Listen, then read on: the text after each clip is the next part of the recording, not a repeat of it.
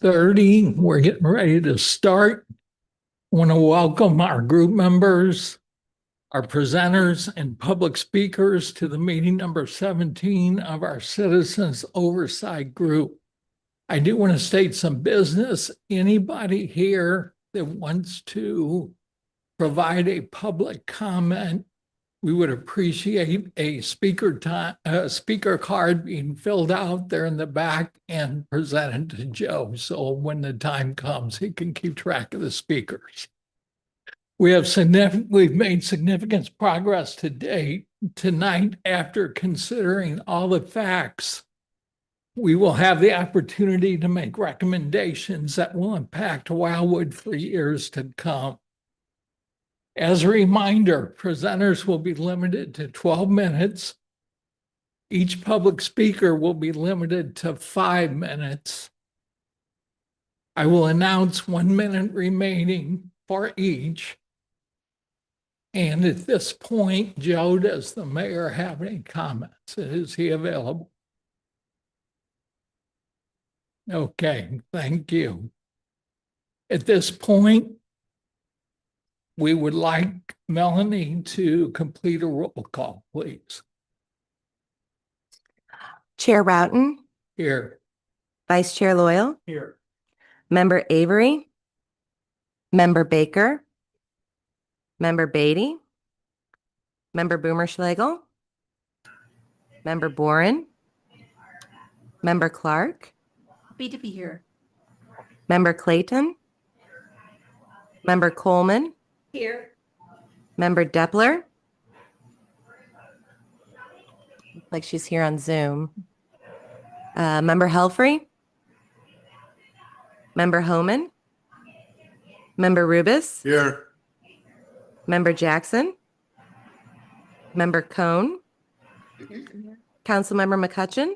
Here. Member Metz. Here. Member Pick. Councilmember Rambo. Here. Member Wren. Member Shaken. And we have a quorum. Thank you. Thank you. And Melanie, I'm here as well. Thank you.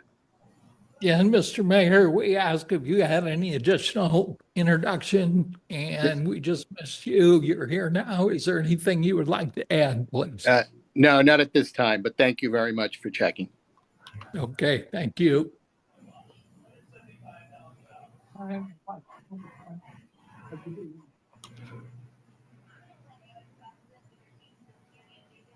Pledge allegiance to the flag of the United States of America and to the republic which stands one nation under God, indivisible, with liberty and justice.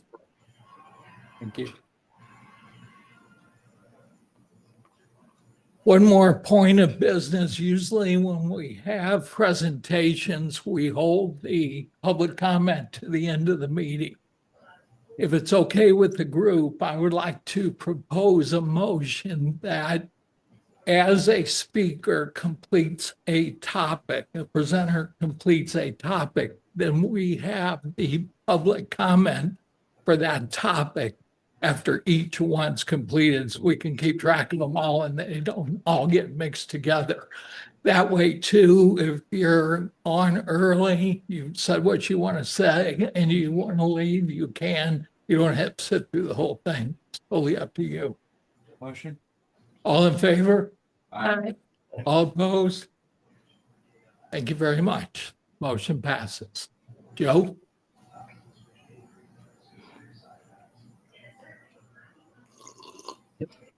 Thank you, Mr. Chair. One item before we begin the land use discussion relating to the 4 applications. The department will respectfully request an action on the minutes. Anybody have any changes or updates? We have a motion.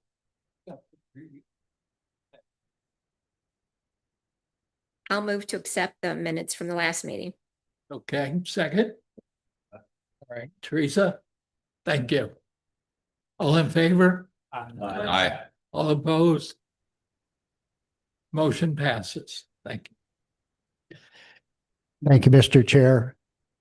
Mr. Chair and members of the group, first and foremost, as the department always likes to do, we do appreciate your attendance tonight. Tonight's meeting is going to be somewhat different than the 16 that preceded it. And that's because the topic is one that draws a lot of interest and certainly has an impact on the property owners or their representatives. It's land use. So there's a lot at stake for all of us. And that's why it's for the purposes of our discussion, principally the only item on the agenda tonight.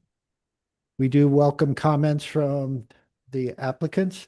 That's why they are given up to 12 minutes to present. And we certainly want to hear from anybody in the public that is in attendance and would like to add comment. Before the department kind of steps through the process that we'll ask each of the 4 applicants to follow tonight, I do want to thank the group members for their perseverance. As I've said before, we thought this would be a year process. We're now into our 15th month, and we still have a couple more months to go. So thank you again. To the applicants and the property owners associated with the applicants, I want to thank you as well. When you originally submitted applications, we thought this might be sometime in 2025, summer of 2025, fall of 2025, early winter of 2025. Now we're in the spring of 2026. So I want to thank them for their patience as we work through our process to get to this point. And to the applicants, the process has, I think, educated all of our group members. We went through the 6 elements ranging from the environment to economic development. So each of the group members now to the applicants has a good background and understanding of the things that are important to Wildwood, and that'll play a role in their ultimate recommendation regarding the applications. So thank you again to the applicants, the property owners, and those others that have patience as we work through rather lengthy process. And then finally, if you've not been keeping score since mid-December to now, mid-March, this group has had 6 meetings. That's a lot, considering that the city also has a number of other meetings. And so I just want to thank Melanie, Travis, and Robin. There's a lot of work that goes into the packets, as you know, from the information you received beginning last week and up to yesterday. And so I just want to acknowledge their participation and their help. And then finally, at the back of the room is Officer Fisher, I believe, and he keeps everything in order, so we don't want to not acknowledge his participation. By the way, he has to listen to this, and he's applied for a job as a planner in the Department of Planning and Parks. So, with that, I have to conclude my opening remarks by just saying there were a couple of errors I made. To those that identified them and let me know, I extend my appreciation. First, the applicant that's identified as B as in boy, I made a slight mistake and added a property to the application that slight mistake was 40 acres of additional ground, so no big deal. But the revised map you have before you tonight is the 120 acres that the Boy Scouts own. And so the map's being corrected. The other thing is I'm great with numbers, but those letters get me. So I had the table prepared and I inverted a couple of the numbers and their descriptions. That's been corrected as well. So we'll lead you through those tonight and hopefully eliminate the fog that I've created. And my apologies to the group, as well as to the applicants and the property owners. Certainly, it's an important issue, and it certainly wasn't that I wasn't trying, but mistakes happen, and I do want to extend my apologies. Thank you again. Mr. Chair and members of the group, we have 4 applicants before us tonight. The 4 applicants are seeking considerations of land use changes to the conceptual land use categories and associated map of the master plan. I cannot understate the importance of this process in that generally those land use changes occur on 10-year cycles. It is very, very seldom that the Planning and Zoning Commission and City Council break pattern, so to speak, with that 10-year cycle. So for the applicants and the property owners, this is an imperative process, and certainly we want to exercise our highest degree of accuracy, input, and certainly in our decision-making process. The packet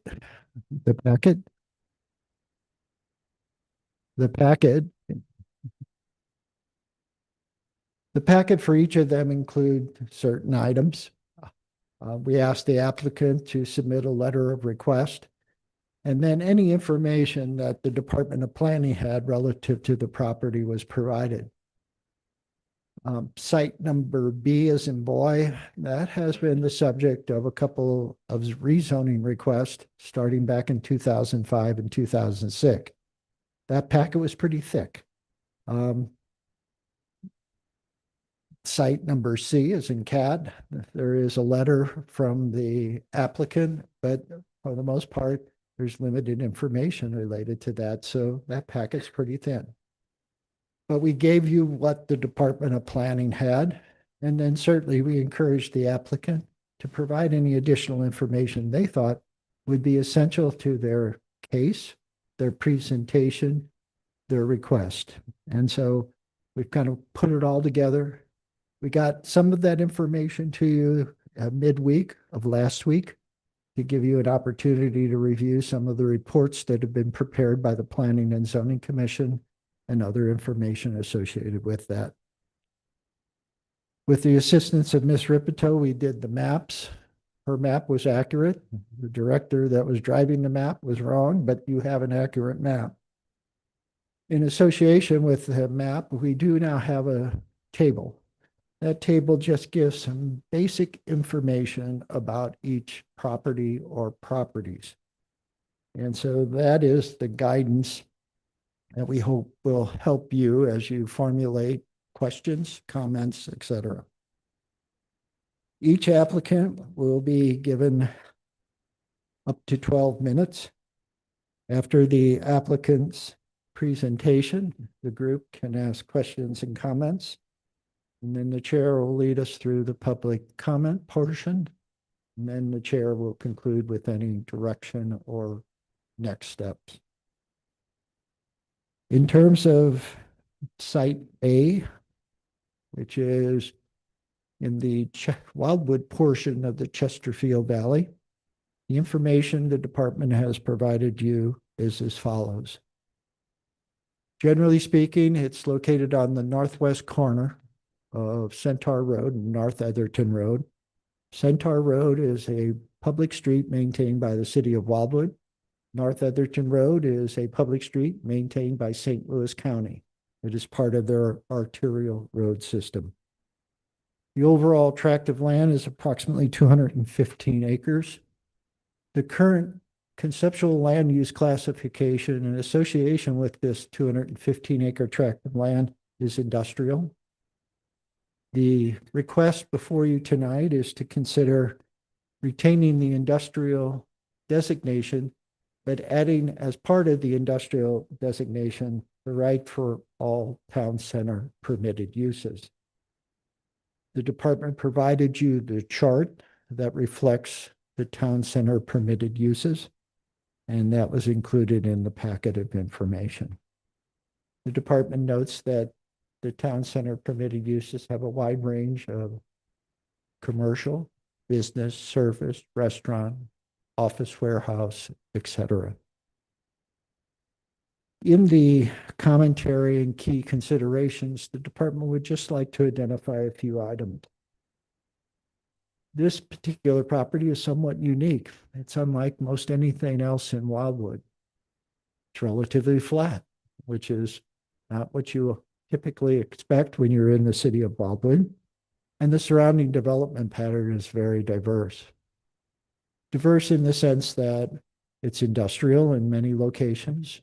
It's commercial. There's a place of worship nearby. There's a composting facility. There's landscaping businesses, etc. So it truly is, at least in the Wildwood portion, more industrial than anything.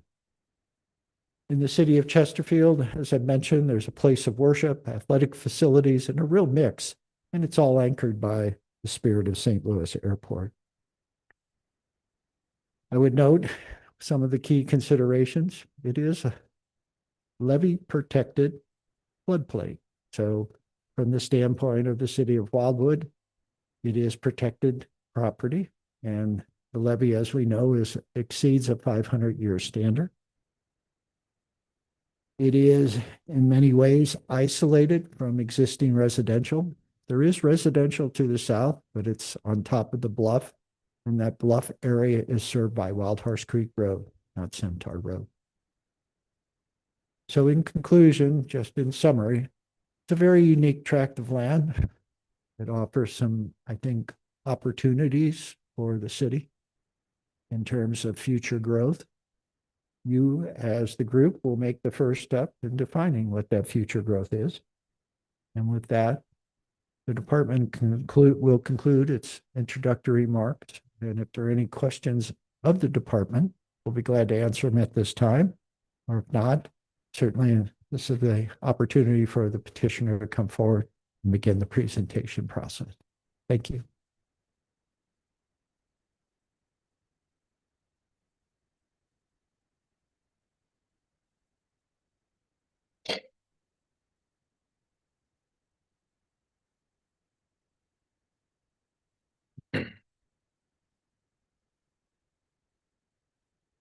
Good evening, committee members. My name is Dan Manning. I am the representative of Etherton Centaur LLC, who's the owner of 101 and 323 North Etherton Road and 18415 and 18425 Centaur Road.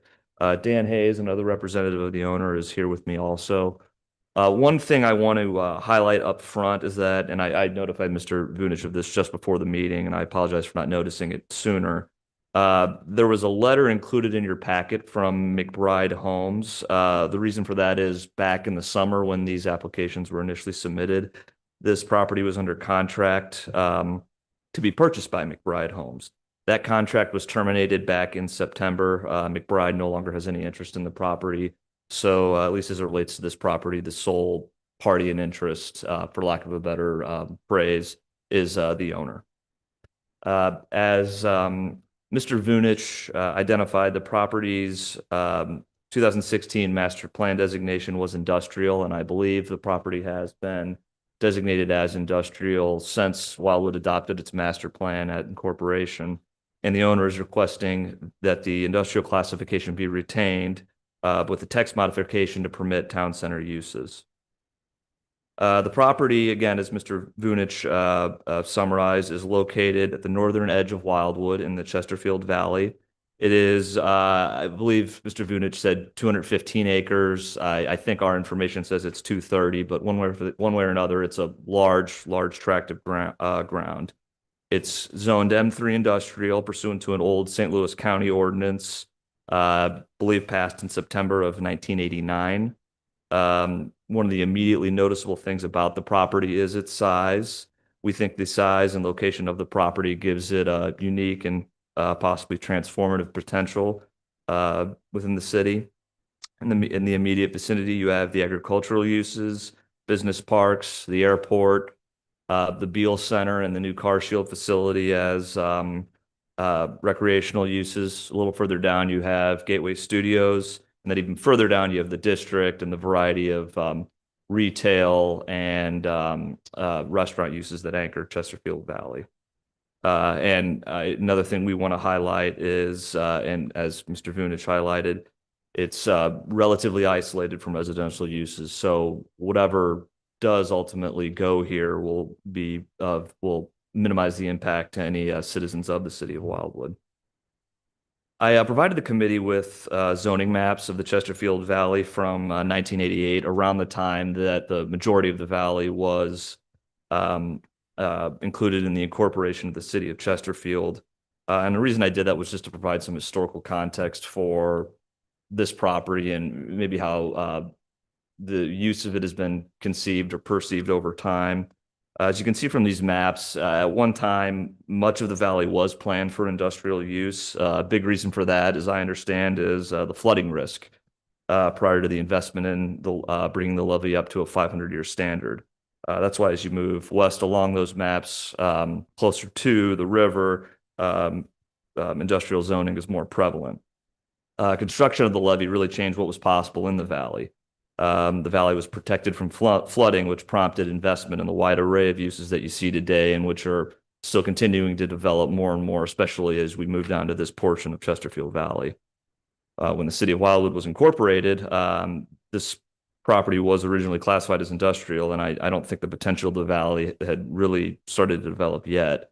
And it's even developing now still. In the last 10 years since the last master plan update, even a lot has changed.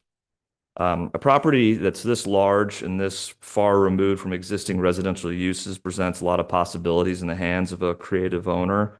In the hands of someone creative, it has the potential to be a transformational and transitional use or mix of uses. And a straight industrial classification really limits what is possible in this portion of Wildwood.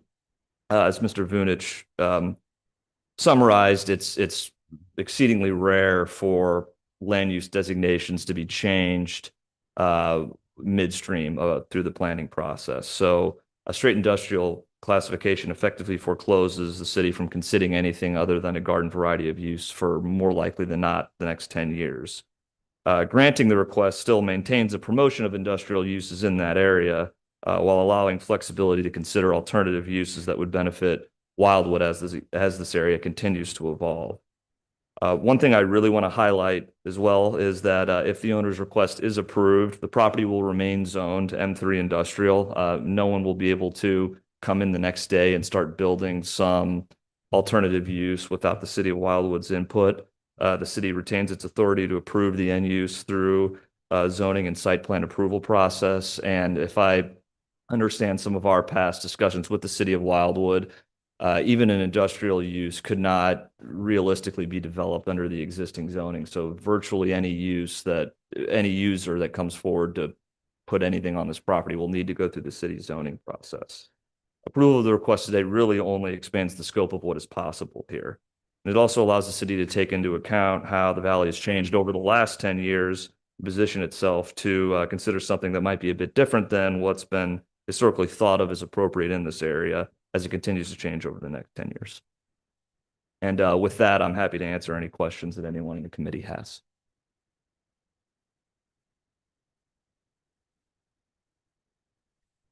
Deborah?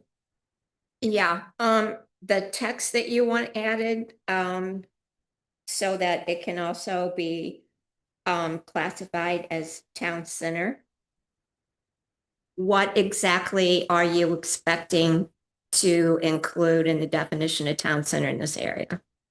I don't, and Mr. Vunich can correct me on the procedure if I misspeak here, but we're not requesting that the property be classified as town center. We're just asking that the uses that are permitted in town center allow to be considered in connection with the future zoning. And why is that?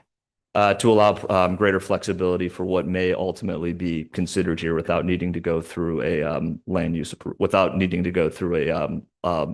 map change. So what do you mean by flexibility? So today, if a user wanted to come through the planning process and submit an application for virtually anything other than a straight industrial use, that use is effectively foreclosed. It couldn't be considered because it's not permitted under the existing land use classification. If the property retained its industrial classification, but town center uses were permitted, something say like I guess consider like a more traditional commercial use, like a mixed retail office development type use with a recreational component. That use could be considered by the planning commission and the city council without needing to go through a map change. Today, as I understand it, the city couldn't even consider that sort of use. And as a town center component, are you anticipating housing development? I'm not necessarily anticipating anything. I mean, I do know that we've had housing, we've had a housing developer approach us in the past, and the property was under contract to be sold to one at one point. That contract didn't ultimately close, or didn't ultimately end up getting very far, actually, due to other logistical challenges associated with the property. It's a large piece of property. It requires a lot of development or a lot of infrastructure development in order to get it ready to be built. But if I understand right, if all town center uses are permitted, the city could at least consider residential at this property. And it would be high density. Is that correct? Not necessarily, no. Vince? I would just ask Mr. Gunich, does the department support the expansion of this classification? Chief, I'm not sure that the department's quite ready to make a determination and make that determination known. I'd like to hear from the rest of the group members, have an opportunity to take into account what Mr. Manning's described. But I would say that looking at it from a different perspective than what would town center allow, I would look at it, do we truly want an industrial use down in the valley? Do you want a manufacturing plant? Do you want something like North Point Development proposed several years ago, 12 to 14 office warehouses with small offices with over-the-road truck traffic 24 hours a day and rail access, things like that. Is that a more compatible use with the area than what maybe town center might offer? And I guess this gentleman has indicated that that would still be a possibility. It's not disallowing it, but this allows expansion.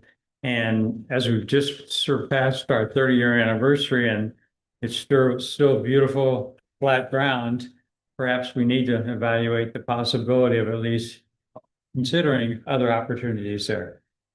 Well, and again, it's a very interesting site from a land use perspective.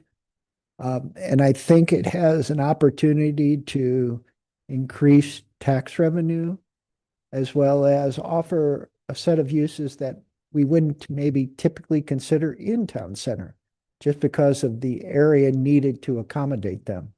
So I'm leaning more toward trying to figure out a solution that would give the property owners some flexibility.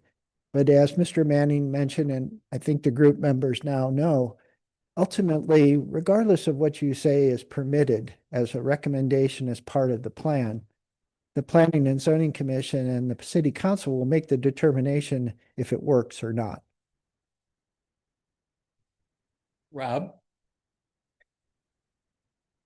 Missed him. Sorry, Jim. You know, I don't, I'm kind of leaning towards this too, because if today somebody wanted to put something in there that wasn't industrial, they couldn't because of our land use in existence today. If somebody wanted, if we make this change, somebody could come in with an idea that nobody in this room tonight would even think of, but it would be able to be offered, and the planning and zoning and the city council would have approval rights or not. So I don't see where we hurt ourselves by allowing this flexibility. Rob, Yeah, what he said. Um, this is, we're not giving up any control as I understand it. We're just expanding the field for more creative proposals and potential uses down there. So the uh, uh, I don't see the downside. I really don't. So anyway, that's my thought. thank you. Teresa, So all of these uses, Mr. Bunich, is what would be allowed? So rather than listing this particular request, the department included the entire list as part of a recommendation from the department and ultimately an action by this group. You can pare down the list.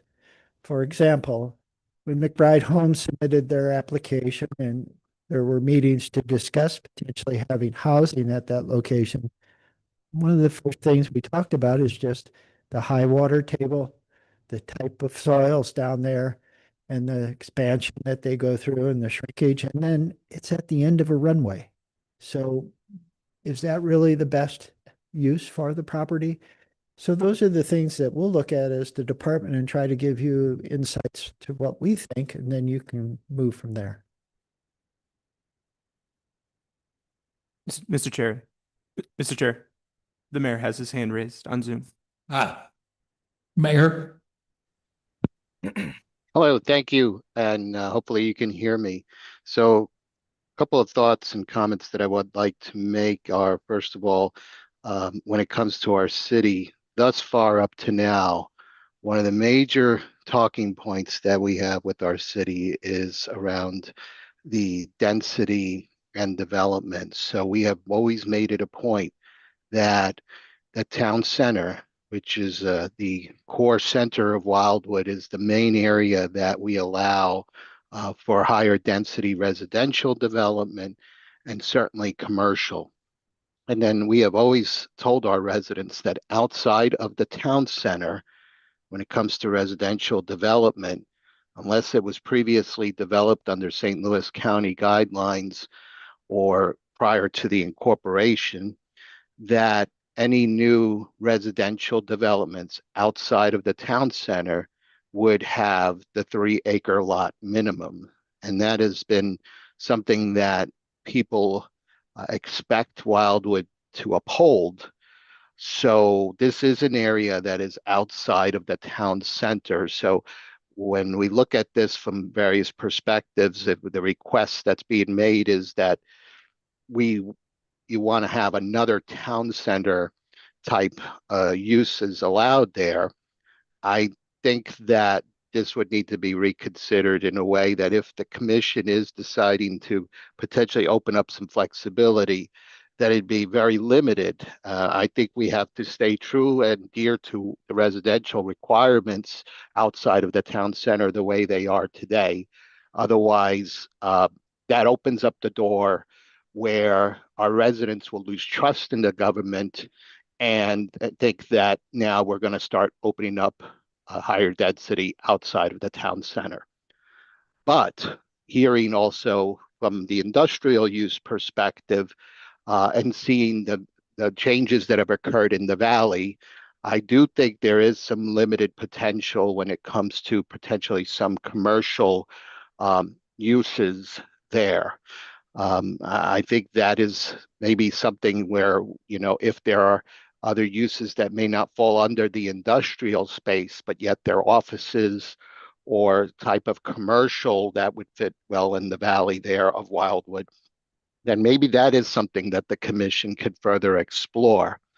I do think it's also important to recognize that Wildwood right now does not have a real estate tax. So when there are construction, especially in residential nature, the city does not get any additional tax revenue per lot from a home. The revenue that Wildwood gets, according to our budget, majority of it comes from the pool tax, which is the sales tax that's collected by cities that belong to the pool. So that's another reason if you were to introduce residential there, it is very likely you would be benefiting other cities in the valley like Chesterfield that would see that revenue. Yes, that would go, being that they are part of the pool, towards the general pool as well. But Wildwood would not see it, but yet we would have to provide policing, street maintenance, and other types of services at an additional cost to the city without seeing the revenue that we get through that there, because the sales tax would go into the pool and be distributed across all the cities that belong to the pool. But from a commercial or industrial use perspective, there again, I think there might be some opportunities on a limited basis to allow a little bit more flexibility there. But I think that when it comes to residential, then we would be basically competing with our own town center. We would be basically hurting what we're trying to do, which is focus our energy when it comes to the town center there. So those are my initial thoughts based on what I've heard so far. Thank you. Any more questions or comments from the group? Rob? Yeah, I'll just make another quick comment. I did not hear the high density residential component when we were talking about town center activities. I trust that our planning department will take those fully into account. As a matter of fact, as I recall, there was a proposal for a high density development down there, and we went through all this and decided, yeah, the folks can't have basements, and the septic systems would be a problem. Well, the sewer and so forth, it would be expensive. I can't imagine anybody wanting a nice home on a 3-acre parcel that was formerly cornfield on the richest land in St. Louis County. And so I think providing the flexibility is something that we can do without necessarily opening the door at all to any residential development. Joe, is that a reasonable thought or approach? Certainly, this group can put the guardrails on those uses that come from the town center that might be applicable here. And again, McBride Homes offered a plan that had very high density, but it was a very different type of unit. And ultimately, after receiving feedback from the mayor and others, came back and talked about reducing the number of units, residential units, and doing something a little different on a portion of the site. So I think what Mr. Manning is saying is the flexibility gives them an opportunity to market it. The ultimate decision, though, still will lie with the city of Wildwood, its council, and its commission. So is it appropriate to just make a motion that the department go off and explore the alternatives and come back with a list of activities that we think are appropriate for that site that would provide some of the relief they're asking for without opening the door to a bunch of apartment complexes or something like that? If so, I would make that said motion. My only question is, do we want, after hearing the proposal, do we want to hear the speaker comments before we make such a motion? What other speaker comments? I mean, I didn't realize that there. Oh, okay. I'm sorry. Sure. Yeah, absolutely. The more information, the better. I didn't know there were any public comments. Travis, public comments in regard to this presentation? Thank you to the committee. Thank you. Mr. Chair, I have not received anything, any speaker cards. And there are none in attendance via Zoom that aren't on the committee. Okay. To your point, Rob? I would move that we ask the department to go away with a list of, to bring back a list of appropriate uses for that land, and we can reanalyze it at that time. Teresa? With Mayor. Mr. Mayor? Yeah, I would say, I mean, the motion that Councilmember Rambo sounds like it's good to come back with some uses, but I think I would caution in what we've, what we've heard is that this is not another town center. I would not use the same language and say this, looking at another town center. I would say, look at what potential land uses that, based on what you've heard from the committee tonight, could be coming back to us for recommendation. Rob, you want to modify that at all? No, I mean, I completely agree in that I didn't say anything about town center. So because I was suggesting that we come back with a list that are of appropriate uses for this particular site, not, not considering town center, just. Teresa's a second. All in favor? Aye. All opposed? Motion passes. Thank you. Thank you. Mr. Chair, members of the group, property number B is described in the table as follows. The general location is on the west side of Valley Road between Clayton and Strecker Roads. The property is 120 acres, not 160 acres, in my apology. The current designation is non-urban residential area. That particular designation would only allow uses that are permitted by right within the non-urban resident district, the zoning designation. The applicant is seeking the suburban residential area designation, which would allow residential densities to be up to 1 unit per acre. The department in its commentary identifies that the surrounding development pattern is primarily residential in nature, but it is a mix. There are large lots, single family subdivisions in the vicinity, and there are more traditional suburban residential types of densities. Some of those subdivisions include Brentmore Place and Valley Farms, Pleasant Valley Meadows, Forest Gate, and Quatham Farms. So again, a true mix, some large lot, some not large lot. The property is vacant. Years ago, it had a single family residence located on it.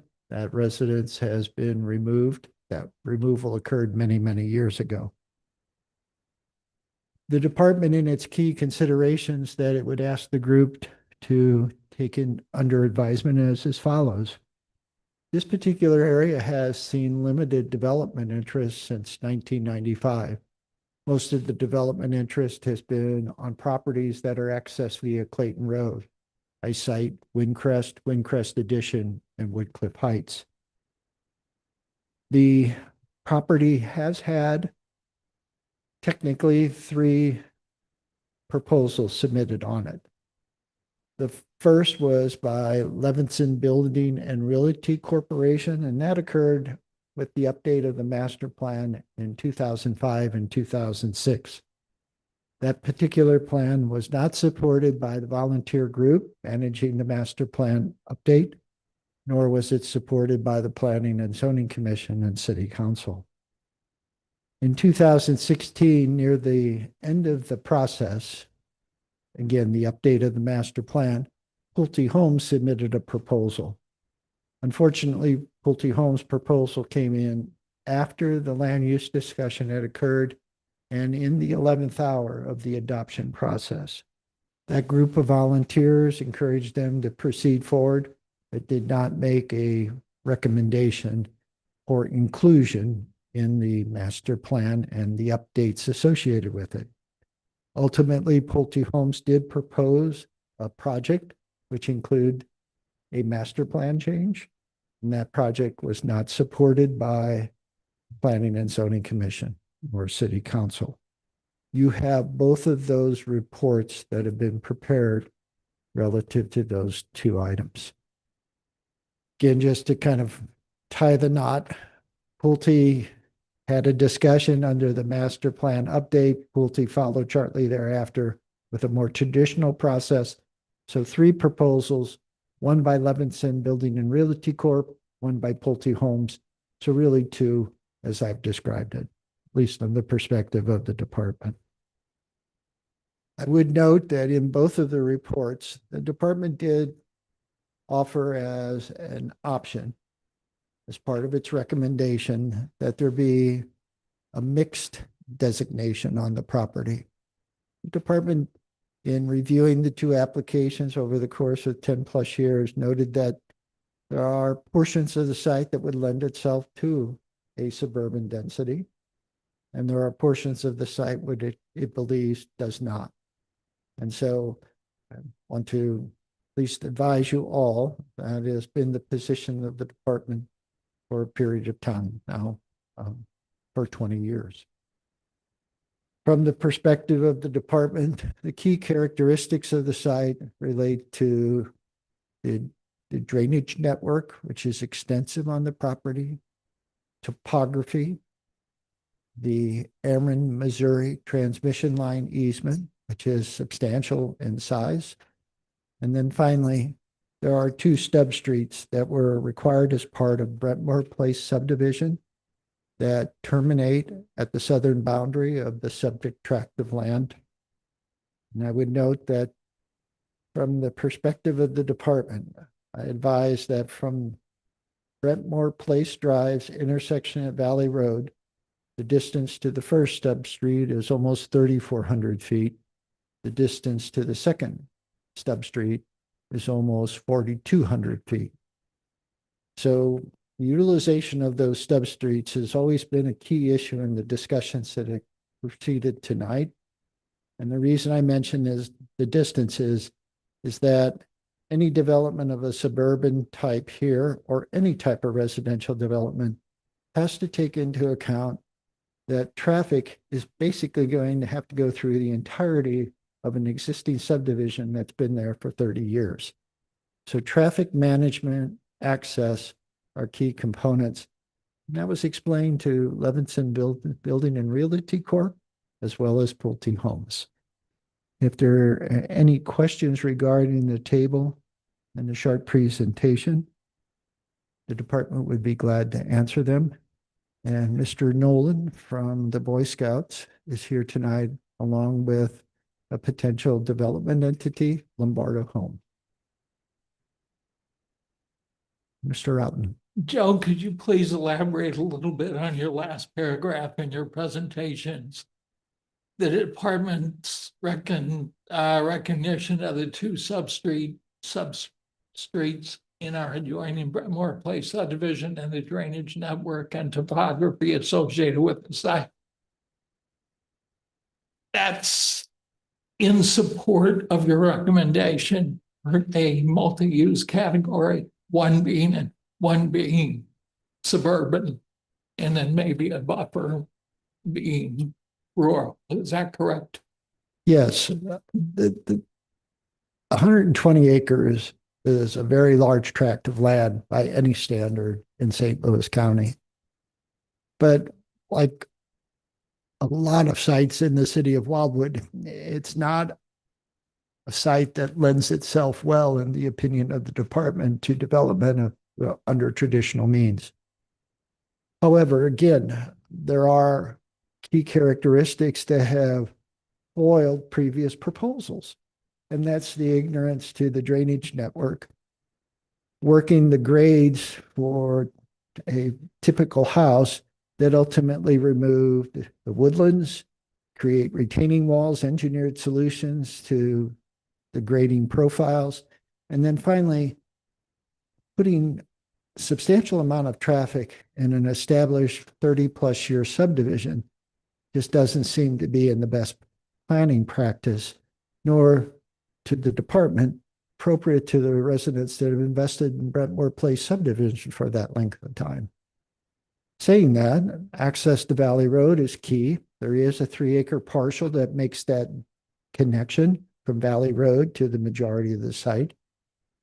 I would like any developer, and I mentioned this again in 2006 and 2016, to investigate that more than dependence on the stub street. We asked them to look at a buffer on that southern boundary line, creating something that basically insulates the new owners of lots from the existing owners in Brentmore Place. And I would say Pulte Homes actually, I think, did a fairly good job of that. Not complete, but certainly more so than Levinson Building and Realty Corporation. But collectively, it's a difficult site. If it wasn't, it wouldn't be vacant. And I think I'm trying to give the group, and I'm trying to give the applicant an understanding of why it's vacant still, now 30 plus years after the incorporation of Wildwood. And if you can work it within those parameters, there might be a solution, but that solution is going to come from you in terms of direction to the department, in terms of how to prepare your action, how to prepare a written report on your action, and then that action going to the commission and council. So I hope I've answered your question. Excellent. Any more questions for Joe before we move on? Question, I didn't quite understand it. Is this a heavily wooded plot of acreage? It's a mix. As time's gone on, there's been that successional growth of trees in the areas that used to be cleared. As I mentioned, there was a home, there is turf around the home. Some of the areas were fields, not woodlands. So it's a mix, but it's kind of filled in. I'll give you a great example. In Community Park, we have the Great Meadow. That was an agricultural field. They grew corn there for 20 plus years. Nothing, the agricultural activity stopped, and we had succession growth. We removed much of that succession growth because, again, it's trees, as our arborists would like to say, aren't necessarily what you want to save. And now it's a meadow. We try to basically make it an area where you can recreate. So, like I say, if you look at an aerial photograph now, I think you would see a lot more woodlands, but a lot of that, like I say, is filled in. Thank you. Mr. Mayor. Thank you. I guess before, do we have anyone that is speaking on behalf of the petitioner for this, or is Yes. there is? Okay, then you know what? I would wait till they speak so we can hear more before making comment. Vince? Who's the current owner of the track? Boy Scouts. Oh, okay, great, thank you. You're welcome. They're no longer interested in whatever their original intent. I believe Mr. Nolan can answer that question much, much better than I. Thank you. Good evening. I'm Jim Nolan. I'm Chief Financial Officer for the Boy Scouts of America. I've been involved in the scouting profession for 36 years. I'm sure you're all familiar with what we call Scouting America now. We serve over 28,000 boys and girls in the community. We do the largest one-day food drive in the nation. We collect over 2 million cans of food for local food pantries. We do the Memorial Day Good Turn Project, a lot of Eagle projects. So we were approached in 2022 by a group of investors that had tried to develop the land, and they were all getting near their 80s and decided that they were willing to donate it. And they had 3 organizations in mind, which they had an affinity for. And we said we would accept the property. And so the conditions were we had to hold the property for 3 years for tax reasons. I work for a nonprofit, so I don't understand the tax bracket that deals with tax write-offs of that magnitude. But so that was almost 4 years ago when we first acquired the property.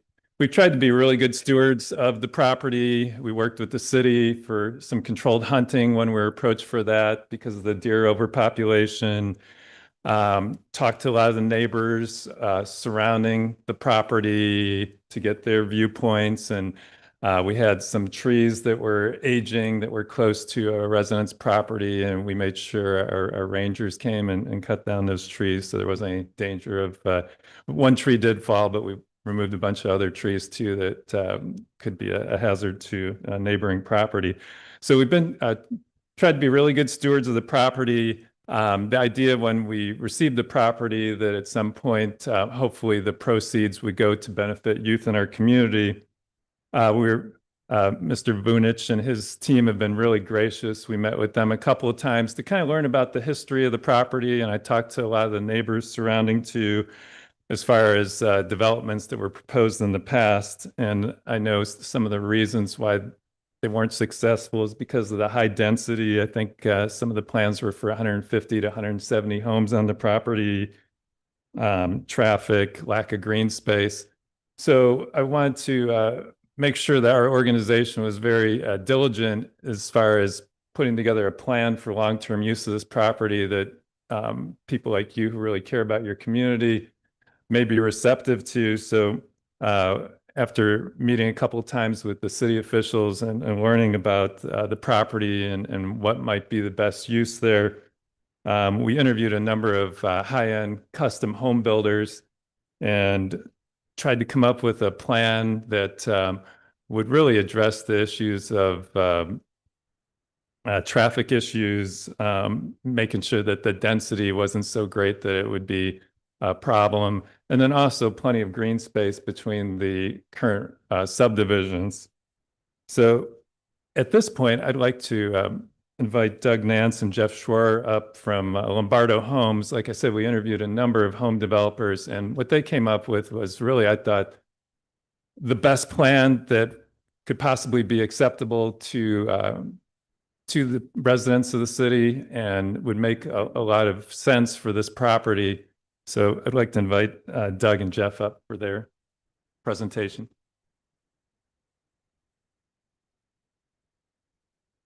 Good evening, committee. My name is Jeff Schreier. This is Doug Nance. I'm an in-house engineer for Lombardo, do all their layout and looking at the development side for getting lots that we can build on.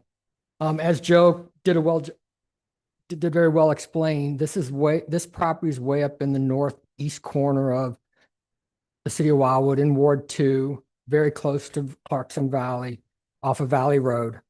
It is 124 acres.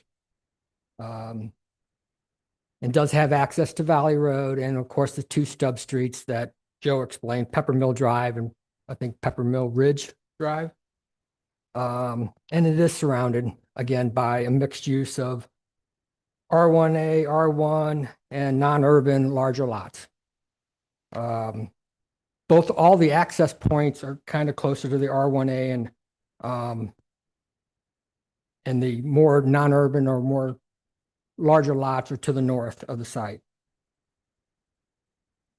As you can see on the layout, that the concept plan that we had proposed with the city, and this is actually the second one. The first one, we were utilizing the stub streets because as an engineer, I've designed many subdivisions with stub streets, always with the intention that they're going to be utilized. So, but after talking with staff and listening to their concerns, our main entrance was always going to be off of Valley Road because we want to present a new subdivision with monuments and landscaping and stuff to try to market that.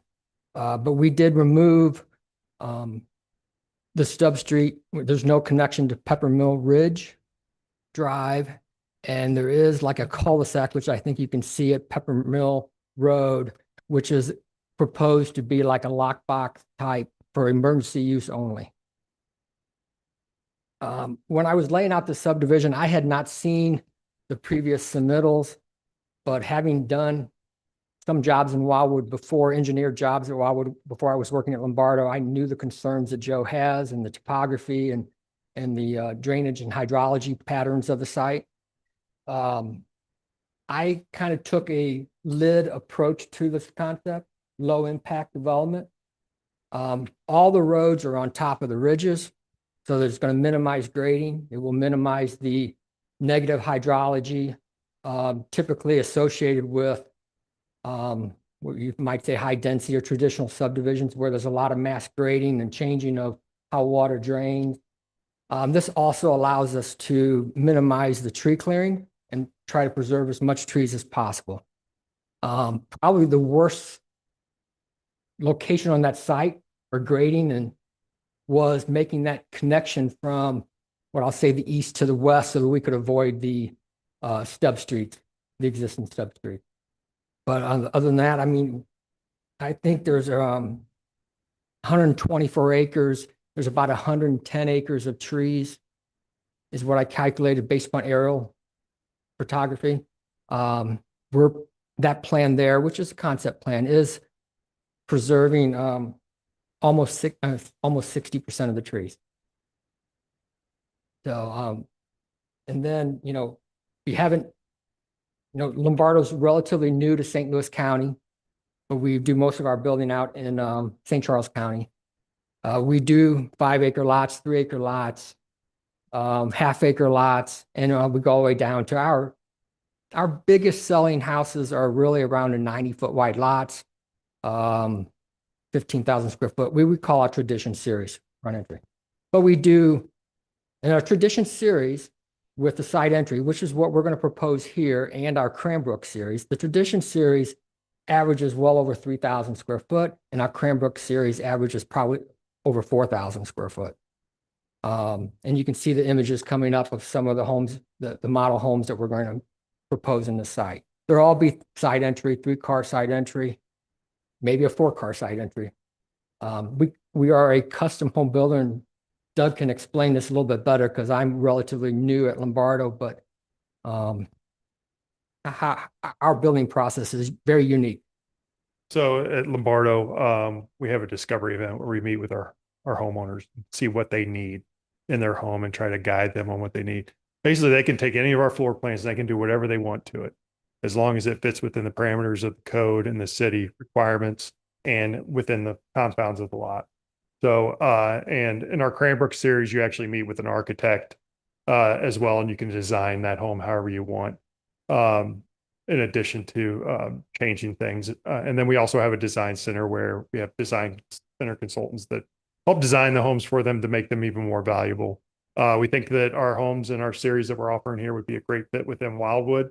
We have other projects that we're looking at right now and bringing to the Planning and Zoning Committee as well.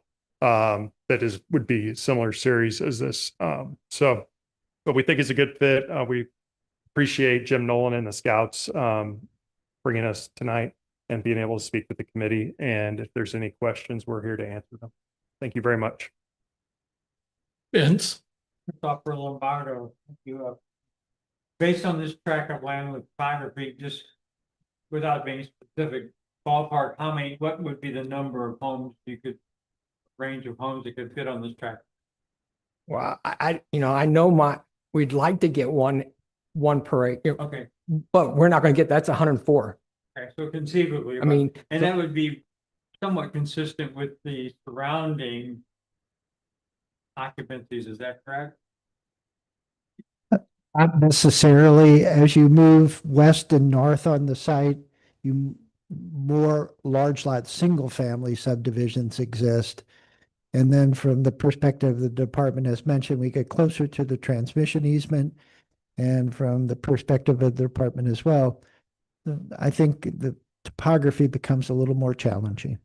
And then Boy Scout perspective, this is an asset for you. You have if someone would come in and offer you what would be acceptable for whatever purposes, that would accomplish your goals, correct or not? Yeah, we already own 6 camps. We had 9 at one point, and we're trying to make each one a unique camp. So we have no desire to develop that into a camp. I have a question. What's your thought process on how you plan on working around this significant Cameron easement? And how does that translate to 1 house per acre if that easement is removed from the calculation? Where that plan in front of you is nowhere near 1 unit per acre right now. So, and I don't have my calculator with me, and I don't want to do the math. It might take too long to do the math in my head. The yellow stripe through there where is already cleared. It's no vegetation. As you can see, we're just bringing roads in to get to the north a little bit, and probably that is about 25 acres north of the power line. And I think there's 15 homes up there. Okay. So, I mean, count that 1, 2, 15 homes up there north of power line. So 15 homes in about 25 acres is, again, well less than the 1 per acre. So what would your average house size be? And what would your average lot size be? Well, the average lot size is going to be over a half acre.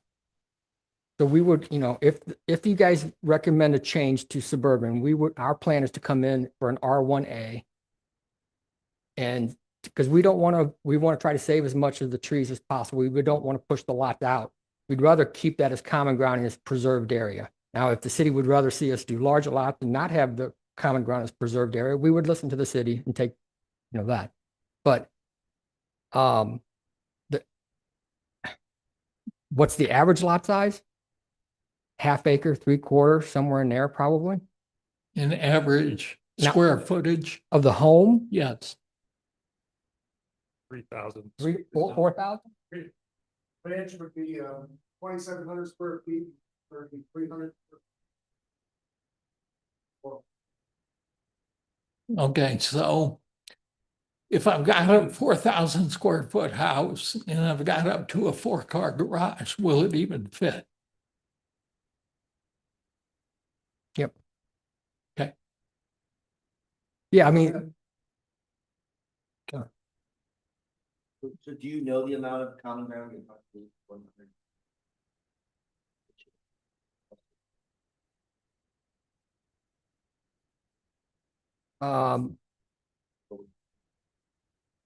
can you put the plan back up?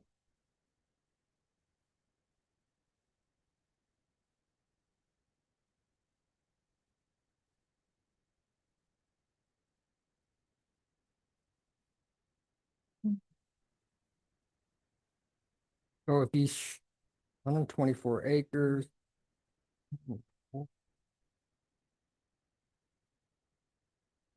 That's 50, I mean, that's 50, yeah. You're saving 60 to 70 for sure. Because you gotta take roads in account. So I mean, again, I can deepen the lots, but all that does is reduce the amount of common ground and it adds area to lots that probably they're not going to use anyway because of topography. This way we can preserve the common ground. Yeah, he does. Mr. Mayor, you're still waiting until public comment, correct?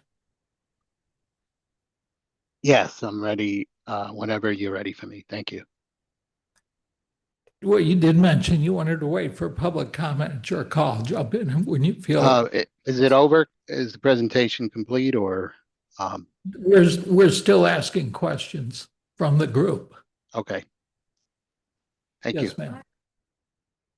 I have a question. Is there a reason why? I'm sorry, is there a reason why we need to deviate from the 3-acre plan per house? Why are we deviating? Can that property not be developed the way it was meant to, 3 acres per house? Is there a reason why it can't? No, I mean, you can develop it with 3 acres, 5 acres, 10 acres. You can develop it any way you want. Right. To give the Boy Scouts the best opportunity to sell the property at a higher dollar amount. So it all boils down to a dollar amount is why we're changing, or you're wanting to change? You look at the site, and again, I think Joe explained this. It's a mixed use. It's kind of in the northeast in Ward 2. There's property to the south that abuts to it, where most of the, and so it just made sense to come in with something like this. Thank you. Vince? Okay. Do we have Teresa? So, looking back at the paperwork from Pulte Homes in 2015 and 16, what, we're still looking at around 56 acres that we have to preserve? Speaking, doing the calculation, if each lot is a half acre and there are about 100 lots, that's 50 acres of development. Now, not all of the lot would be cleared, obviously. And then about 10% of the site will go to right of way. So that's those are 12 acres. So under the best case scenario, or the worst case scenario, about 60 acres of the site would be preserved as is under this proposal. But again, you're not obliged to the proposal. You're obliged to basically hear what's being said by the parties and make the best determination possible. Deborah? Yeah, Joe, for suburban residential area, I guess I'm wrong. I thought it had to be an acre. Yes, the calculation of density has to be based upon 1 unit per acre. If the planned residential development overlay district is applied, then the lots can be as small as 15,000 square feet. So the clustering component comes into play. So the lot size would be what, a 4th acre or less? I believe they said that the size of lots could vary, but they generally spoke of about 22,000 square feet, so a half acre. And the abutting development, what are the lot sizes in that development? The large lot area, they're the minimum of 3 acres. In Brentmore Place, my understanding is it ranges anywhere from about 12 to 15,000. There may be some smaller ones. I didn't do a complete analysis. Okay, thank you. Yes. And I was remiss not to ask this on the first presentation. Ward 2, our council member, the second council district, have we heard any comments on their thoughts regarding this? No, but we will certainly submit these applications along with the information that you've developed to them as we move forward to a decision. And forgive us for drilling down so much, but total acreage is 124 acres. Does it include the easement? Is the 124 acres including the easement? The 124 acres does include the easement. Okay, how large is the easement? How many acres? I don't know. It will be 1,300. Why is this? Yeah, the easement itself is 275 feet in width, something like that. So round it up to 300. If it's a 40-acre tract, that's probably, I'm going to guess about 9 acres. yeah. Sorry? About 9 acres. Okay. So your land use homes per acre will be minus whatever that easement is, correct? I don't know how you calculate. No, I mean, is that correct? We'll subtract that easement out before those calculations are made. We typically do not require that deduction from the gross acreage of the site to the net acreage. It's non-usable. You can't build on it. So why would we include it? Well, again, from the perspective of the code, we subtract out floodplain, floodway, we subtract out dedication for streets. And in some instances, we subtract out any areas that have an environmental history, so to speak. Some type of dumping, some type of toxicity. But for the purpose of calculating density, the easement area would be included as part of the gross acreage, minus those items that I've identified to create net acreage, and the net acreage is what density is calculated on. Any more questions? Mr. Chair, the mayor has his hand raised again. Yeah, Mr. Mayor, you want to jump in here? Yeah, thank you. Director Vunich, I got a question for you. Why or couldn't they pursue a planned residential development using the current 3-acre requirements today? And that way, how would that work for them? Because I'm hearing that there's unusable land, and PRDs, which are planned residential development, allows for the calculation of unusable land. They could do 41 lots, each lot being 1 acre, which would equate to about 80 acres of common ground. So I'll explain it. In the non-urban, with the use of the overlay district, the minimum lot size is 1 acre. They're allowed under the division of 3 acres into 124 acres, 41 lots. 41 times 1 is 41. Minus that, you end up with about 80 acres.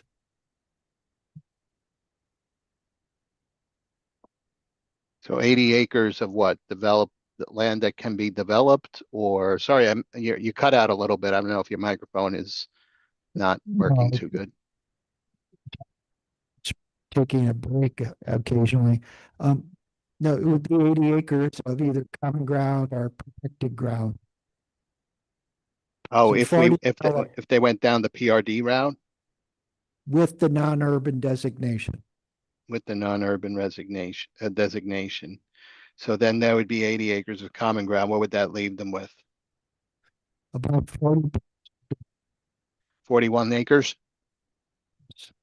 You said 41 lots? Approximately. Sorry.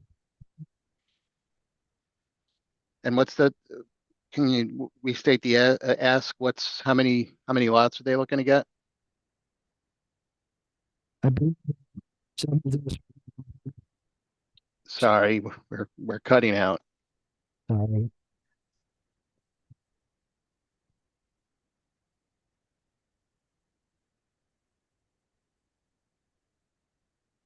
Jim? Sorry, I didn't hear that last part. I didn't hear the answer to my question. I'm sorry, Mr. Mayor. I'm at the podium now, so hopefully it'll. That's a lot better. Thank you. So under the proposal that Lombardo Homes has presented tonight, there are, I believe, 104 home sites on the 125-acre site. Okay, and if they went down the PRD route, that would allow for 41 lots with that. Under the current designation of the master plan, the non-urban residential area and the current zoning, NU non-urban resident district, yes. The maximum yield would be 41 home sites. If the overlay district was used in conjunction with the existing zoning, the non-urban district, then conceivably those 41 home sites could be on 1 acre lots. So 41 developable acres and 80 plus acres that would be preserved. Okay, all right, I have a couple more comments, but I want to wait till after the question and answer session is complete. Thank you. Jim? What is the lot sizes? Here's Bear Valley, Hoot Owl, and then coming down Valley Road, you got Powder Mill and Pepper Mill. Those homes look less than an acre. So again, Bear Canyon, I believe that's the street. Those are 3+ acre lots. It's on the east side of the subject tract of land fronting on to Valley Road. Brentmore Place, as I say, it was a zoning done by St. Louis County, and there's a planned environment unit, an overlay district. So I think they range somewhere between 12 to 15,000 square feet. That's what it looks like on the map. All right, thank you. You're welcome. Michael? Would 41 lots be feasible for development? So I want to mention, as far as we put a tremendous amount of due diligence in this, since we had three years before we even started looking at potential options. And we're fortunate that our executive board has a lot of real estate professionals who really know the area. So the real interest, and this was by far the best plan that we received from different developers that we approached. As far as high-end custom developers, really the interest comes from getting it rezoned. As the way with the current zoning, there would not be interest from the type of developers that you would want in the community. So that's what we found out during our 3-year process of evaluating the land and looking at all the different aspects and how it could be the best value to us and the city of Wildwood. So in late 2016, December, Pulte Homes revised their presentation from 116 homes to 81 homes. And that plan went before planning and zoning. And the main reason why it was not adopted were for environmental reasons. big things like the topography and being smack dab in the middle of the Cox Creek drainage system.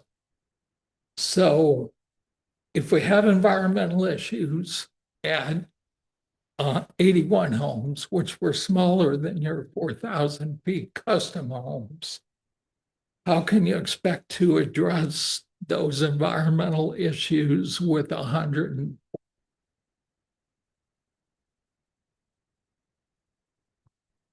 Well, again, the plan before you is just concept.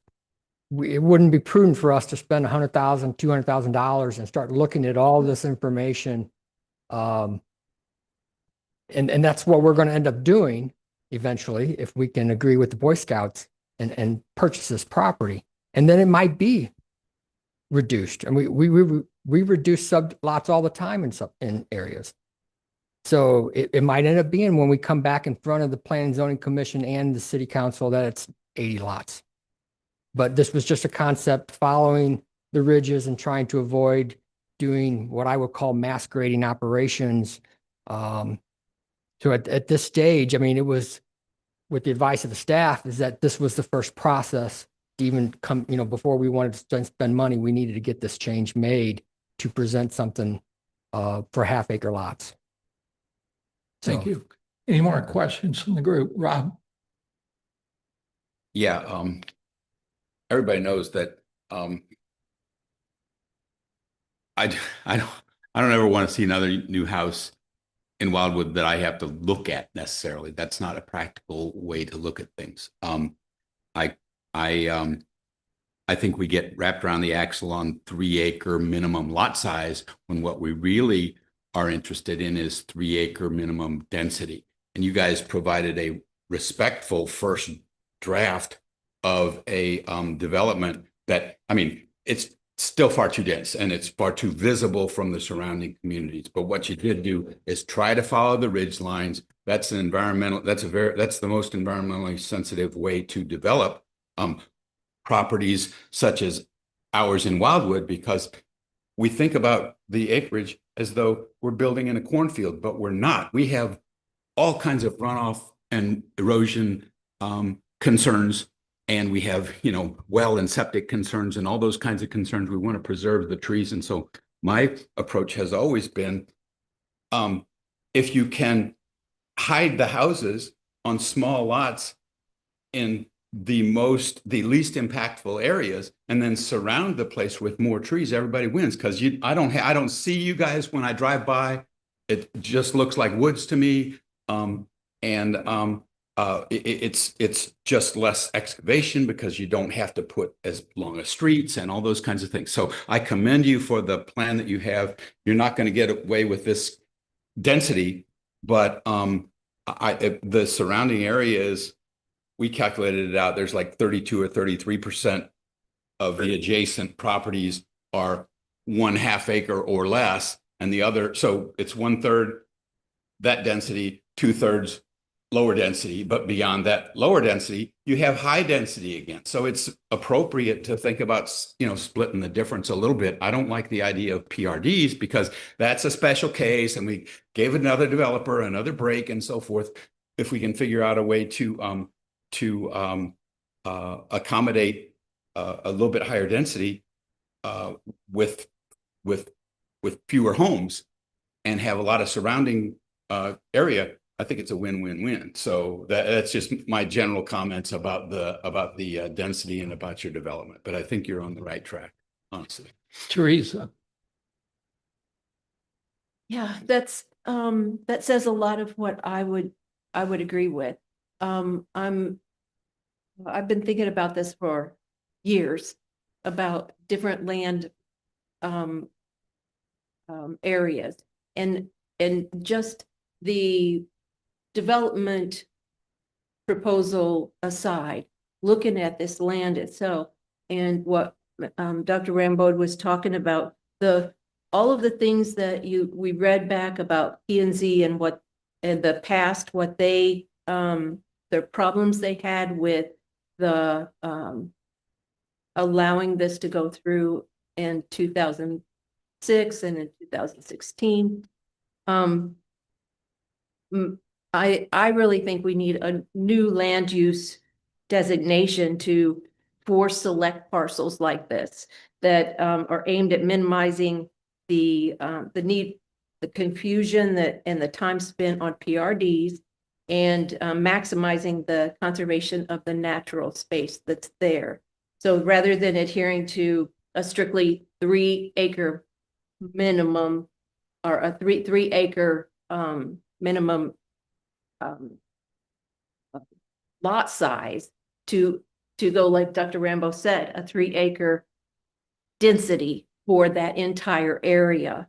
And that new designation would establish an overall parcel density calculation of like 3 acres per home in the calculation, but each home site would have a minimum of maybe the 1-acre lot size. So for example, if you had a 90-acre plot, you would have the ability to put on it 30 homes, but cluster them into areas as approved by the department that created the least amount of effect on the environment and be more efficient configuration for preserving the nature around them. That would safeguard for the habitat, for, wildlife, everything, so that we have more of that common ground that would be for perpetuity as common ground as for that plot of land. This would also allow for having a wider buffer between the other home sites, the other subdivisions, so that they don't see that transition. And especially for the one with the lower lot size, to jump right in to something that has a larger lot size, or the larger lot size jumping to something that has a smaller lot size. Because in our initial plan of intent that, and I think it's on page 52 of the plan of intent, that it talks about how we want to limit that to being a transition phase from one spot to another, and not go directly from a larger lot size to a smaller lot size from subdivision to subdivision that are next to each other. So I don't know if that's appropriate for a motion at this time to ask for a new designation, or if I should just ask for help to put that together from the department. With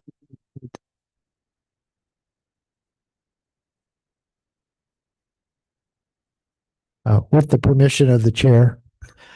Ms. Clark, we did talk briefly before the start of the meeting.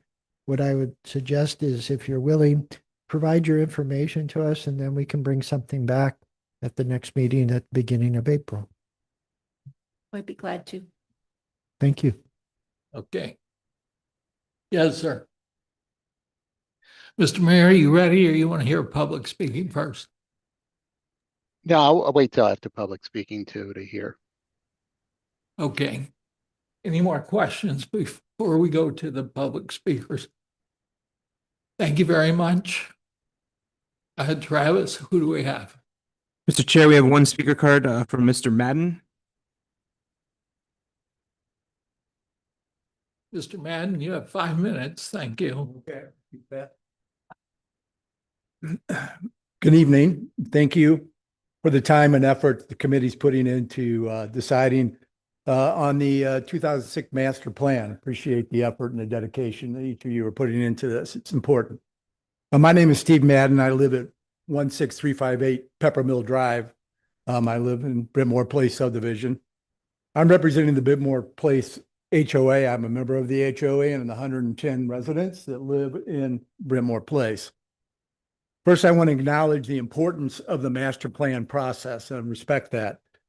For nearly 30 years, Wildwood's master plan has done exactly what it was designed to do, to protect the natural environment, guide thoughtful development, and preserve the character and make Wildwood such a special place to live that we all appreciate. Brimore Place reflects that value. The neighborhood, we talked about the neighborhood a lot, was established in the mid-1980s and was intentionally designed to incorporate wooded common grounds, green spaces, and natural buffers, which we've all been talking about tonight. That's important to those residents that are currently living in that area. For over 40 years, the adjacent Boy Scout property has served as an important environmental and visual buffer for our neighborhood and for the surrounding 3-acre lots and communities. It contributes significantly to the natural characteristic and quality of life the residents value. So it's really important to take in consideration that this is going to have an impact on those that are currently living in the area and what they've grown to appreciate about that area.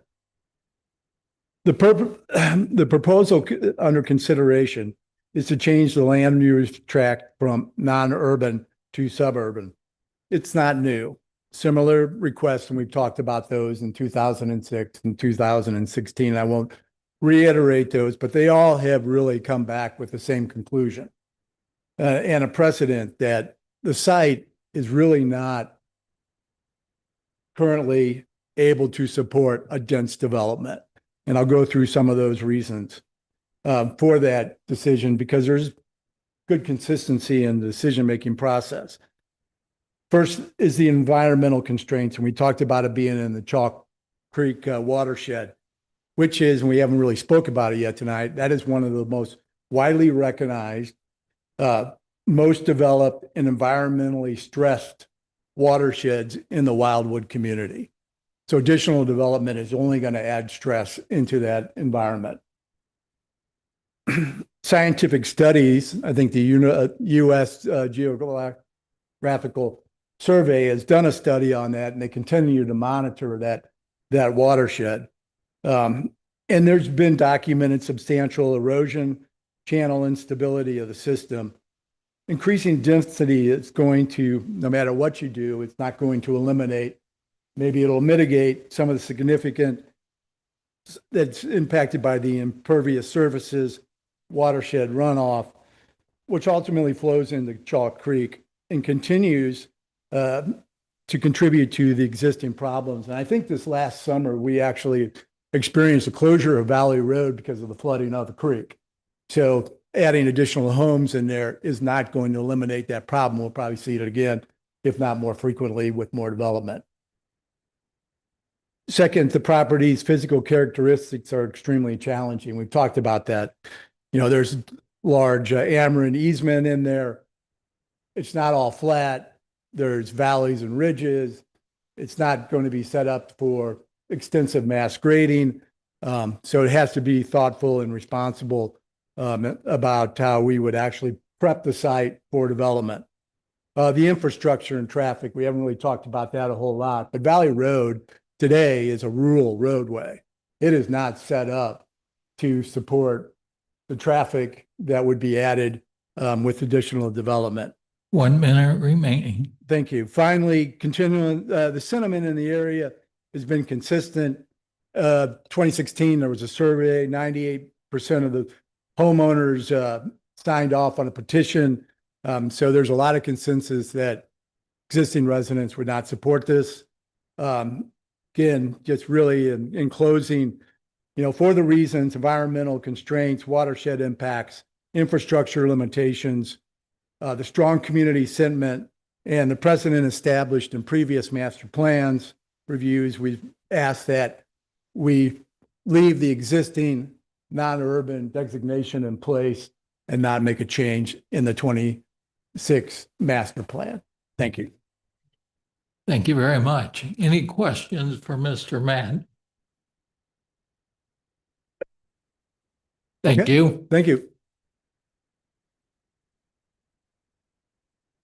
Joe? Oh, Mr. Mayor. All right, thank you very much.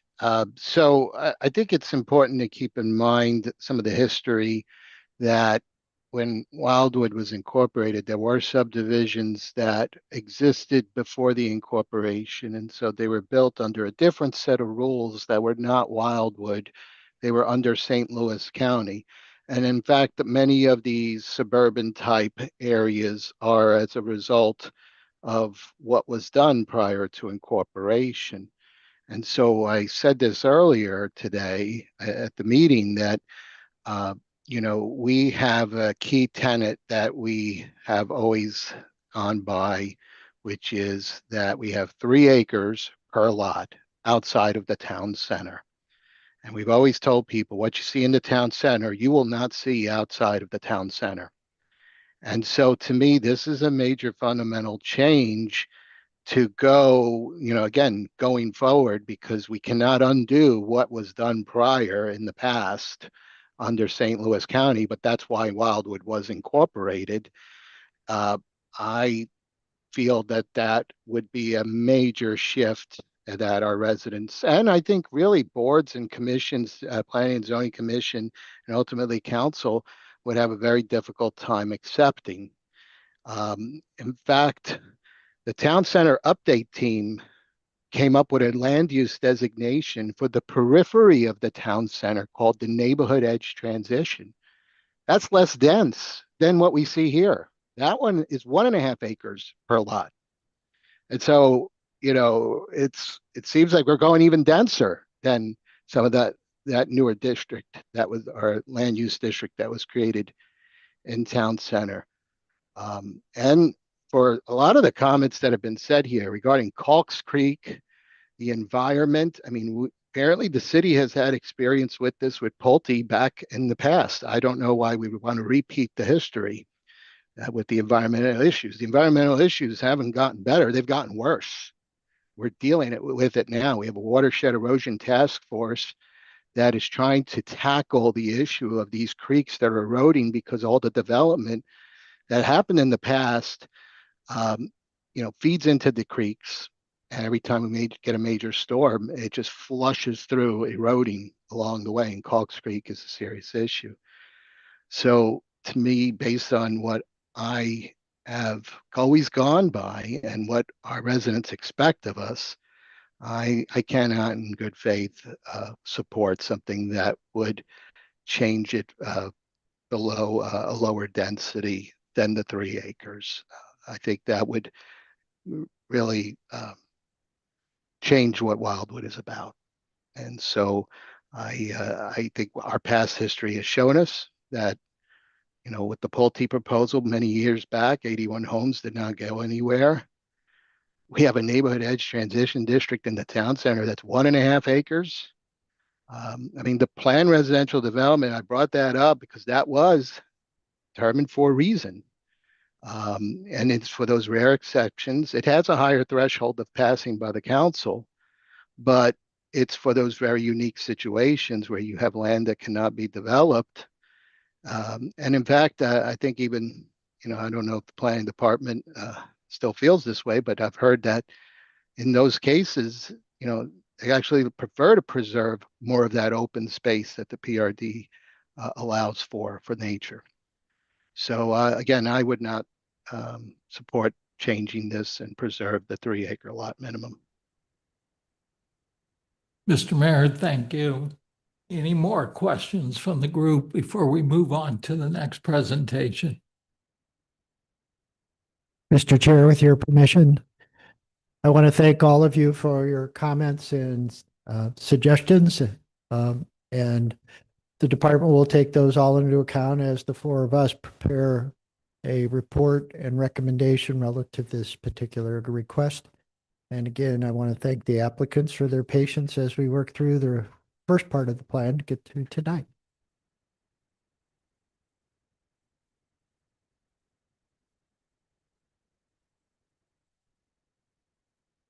Mr. Chair, the next property is identified as property C.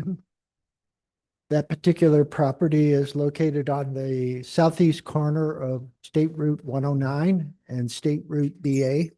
It's the northern intersection, the intersection closer to Wild Horse Creek Road versus Clayton Road. This particular property is 11 acres in size and designated under the master plan, non-urban residential area. The applicant is respectfully requesting an industrial area designation. And in terms of commentary, the surrounding development pattern is residential in nature, with the lots all being 3 acres or greater in size. In fact, some of the lots exceed 10 acres in size and even greater. The area has experienced ongoing residential growth. The Department of Planning and the Department of Public Works have been reviewing proposals and issuing authorizations for new homes on these large lots. This is particularly true along State Route BA. The abutting property to the south, a smaller tract of land than the subject parcel of ground, is a legal non-conforming use. It's a plant nursery, part lawn maintenance, part office. It predates 1965, which makes it a legal non-conforming use. Further south, as you all know, is Badler State Park, which is 2,200 acres of public space under the ownership of the Missouri Department of Natural Resources. Current access to this site is via State Route BA, and that particular road is maintained by the Missouri Department of Transportation. Key considerations relative to this property is that this parcel of ground is not contiguous to the industrial area in the Chesterfield Valley wildwood portion. A major feature of the property is the fact that it is encumbered by floodway and floodplain of Bottom Creek. And as we know, that particular intersection, State Route 109 and State Route BA, is a particularly troublesome one due to sight lines and speeds. Again, in this particular instance, Premier Group, the applicant or the property owner, has submitted information relative to this particular request in the form of a letter. And if there are any questions regarding the information provided by the department, the group here would be glad to answer them. Thank you.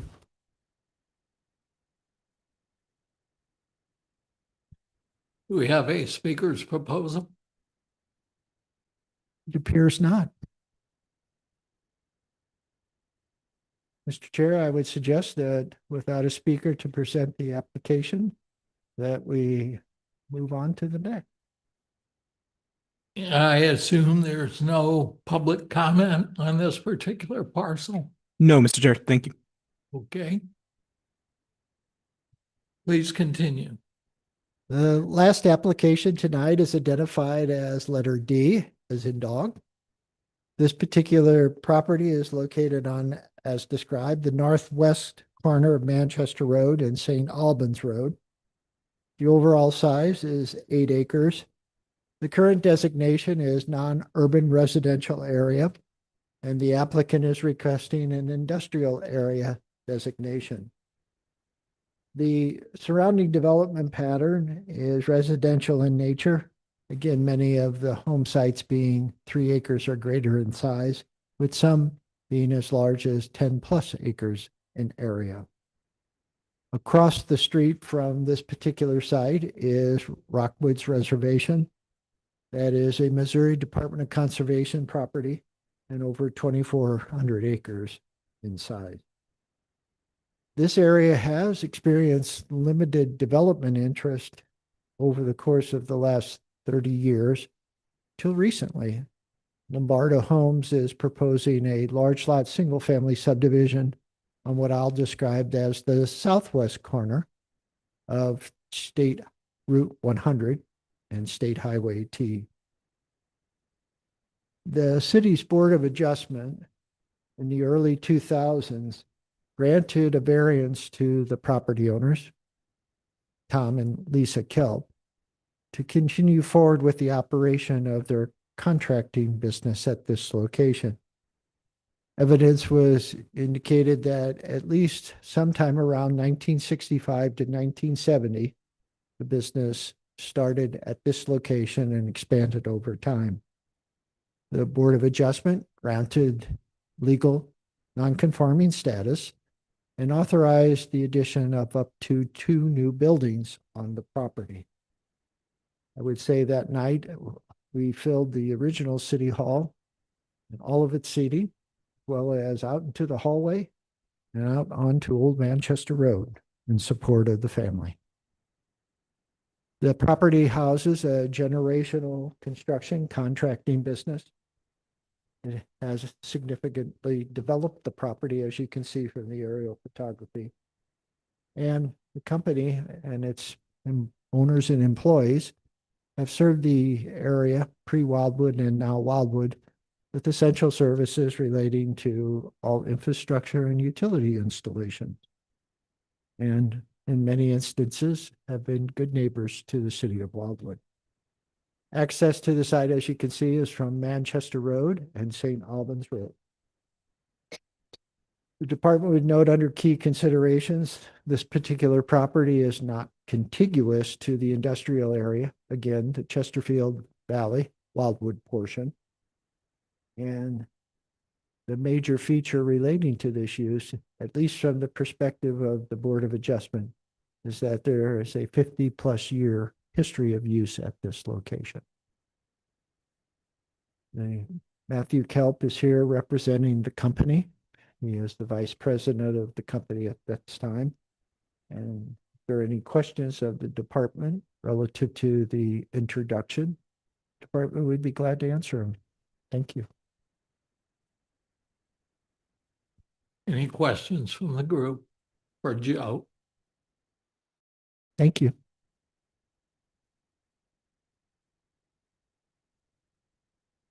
Gentlemen, you have 12 minutes. Thank you very much. Good evening, everyone, and thank you for hearing our presentation. As Joe said, I'm Matthew Kelp, Vice President of Kelp Contracting and the third generation to be involved in the business. To get started, I would like to briefly go over my family's history in Wildwood. So my great grandfathers immigrated from near Hanover, Germany to present-day Wildwood in the area that's now Babbler Park. In 1852, both of them were cabinet makers, so kind of on the peripheral of the construction industry. And then my great-grandfather, Charles Kelp, was a carpenter and a builder, a general contractor. He built houses, churches, barns, some of which are still around in the Wildwood and Chesterfield areas. My grandfather, Claude, also went by Red. Some of you may have heard his name. He was fairly involved in Wildwood with the restoration of Old Pond School and many other things. Many people knew him. He served in the Army in World War II and then drove a ready-mix truck and farmed around the Grover area where they lived until 1960. His wife, my grandma, was pregnant with their third child, and they needed to build an addition to their house. He dug the footings for that by hand, and he said, no one should have to work this hard anymore. We have equipment to do that, was the insinuation. He traded his farm equipment in on a Ford tractor with a loader and a backhoe, and he had a dump truck, and he went in business doing excavation for plumbers and septic systems and things like that. My father, Tom, who's out of town or else he would be here tonight as well, he served in the Corps of Engineers in the 1970s and then took over operations of the company in about 1980. Through the 80s and 90s, the company grew from perhaps a half a dozen employees to around 100. And since the year 2000, it's approximately maintained that size since. I also have 2 daughters at home, a 3-year-old and a 6-month-old, and hope that they will be involved in the company in the future. And I also have our corporate secretary with us, and I'm going to let him introduce himself too. Hello, everyone. My name is Ed Von Gruben. I'm a resident here in Ward 3. Also been employed at Kelp Contracting since October of 2002. Have a lot of history there. Kind of started at the bottom. Now I'm managing projects for them, and we do all kinds of work inside and outside of the community. Sanitary sewers, storm sewers, water mains. We do water service lines. We work with municipalities such as Wildwood, Ellisville, Baldwin, do street work, all kinds of work we've done. We've developed quite a few good relationships around the area, including having a decent one with Wildwood.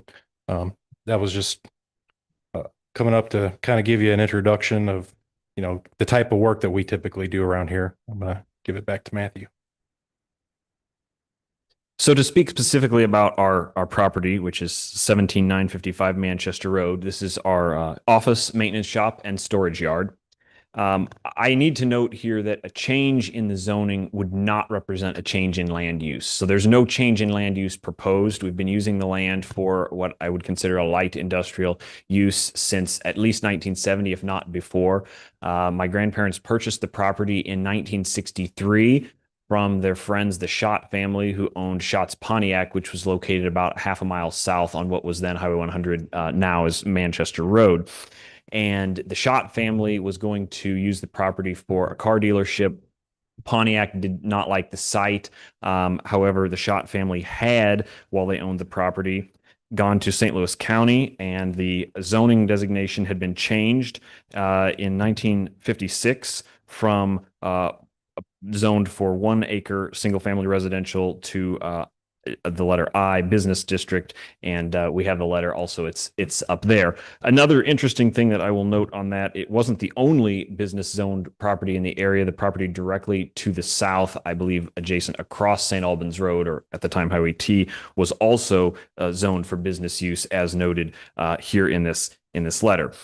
I believe that the zoning was overwritten in around 1965 when St. Louis County made a change of land use. This was after my grandparents already had purchased the property, and whether they knew this happened or not, I'm not entirely sure.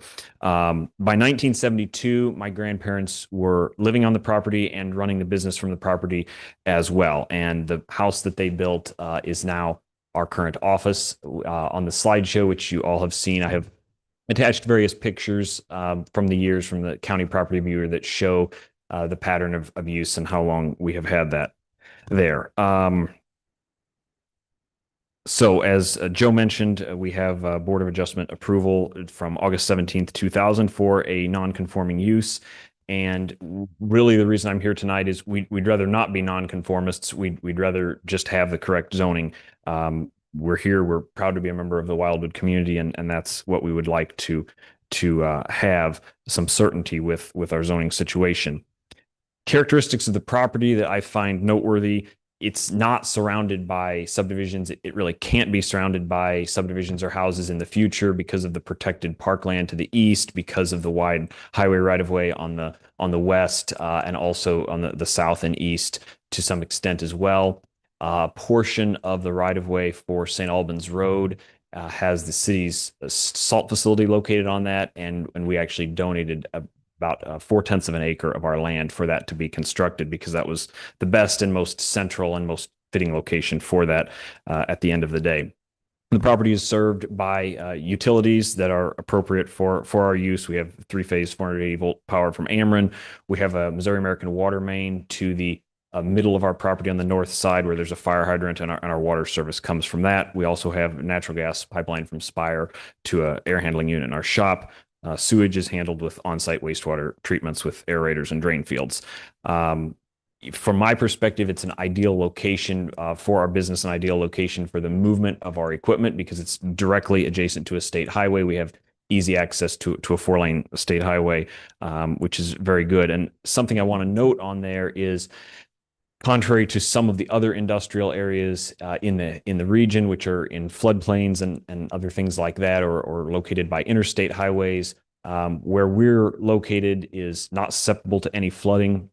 And in the event of a major earthquake, which is unlikely but not completely impossible, Manchester Road or Highway 100 has no major bridges between our location and the city of St. Louis. And the same cannot be said for a route like Interstate 44 that crosses the Merrimack River twice. As Ed said, we have tried to be a good participant in the Wildwood community. We try to provide competitive bids on city projects that fit our skill set. We provide competitive rates on snow plowing and street maintenance. We've also provided services to a lot of homeowners associations that maintain private streets in the wake of significant flooding that has washed out culverts and bridges. We've provided repairs in a very expeditious manner because we have heavy equipment and are located close by. To wrap this up, we really would rather just not be a zoning nonconformance. We would like to have the correct zoning for our land use, which doesn't represent any change. We do have some, modifications we'd probably like to make to the property to better support our business, maybe the addition of a structure or two, which are already permitted under our plan, but it's hard to invest money into a property that is not zoned properly, to be quite frank. I want to make sure that the business can serve the community for generations to come, and that's protected with the correct zoning. So I appreciate your time very, very much. One other note I'll add is I also mentioned we do have first right of refusal to purchase the property directly adjacent to us to the north. That's primarily to provide a buffer. Ideally, as it's adjacent, it would receive the same zoning designation, although it's also a historic farmstead, and I suppose there could be something handled with the fifth historic land use on that as well. I wouldn't see us ever using more than about 1 acre of that space for outdoor storage, and probably no construction of anything else. I believe that's everything that I have, but I would welcome any and all of your questions. Thank you very much. Thank you. Got a question coming up, but Joe, explain the current grandfathered situation.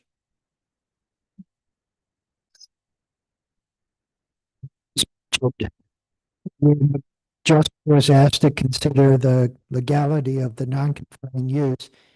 It designated the property, for all intents and purposes, industrial, saying that it predated the change from the light business, or the description Mr. Kelp provided, to non-urban district.